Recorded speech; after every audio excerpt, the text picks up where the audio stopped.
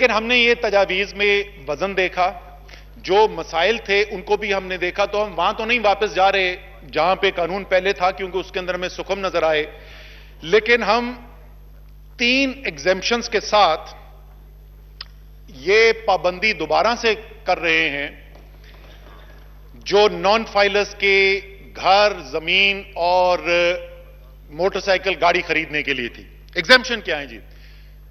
गैर मुल्की जो गैर मुल्क में मुकीम पाकिस्तानी, ओवरसीज पाकिस्तानी जो हैं, वो पाकिस्तान के अंदर सरमायाकारी करना चाहते हैं। बड़ी जायज बात है। इस वक्त वैसे भी उनका हुब्बुल वतनी का जज्बा जो है, मैं भी बाहर नौकरी कर चुका हूं, उस वक्त जब मुल्क के बाहर होते हैं तो आपको और ज्यादा दिल होता है, धड़कता है पाकिस्तान के लिए। वो यहां सरमायाकारी करना चाहते हैं, वो बाहर रहते हैं, उसको फाइलर होने की कोई जरूरत नहीं है। तो ये हमारे ख्याल में ये एक नाजायज बंदिश थी। तो हमने ये कहा है कि जी अगर वो वहां से डॉलर रेमिटेंस आती है उनके अकाउंट के अंदर, और तो उसकी बुनियाद के ऊपर वो जमीन खरीद सकेगा और गाड़ी अगर खरीदना चाहता है तो कर सकेगा।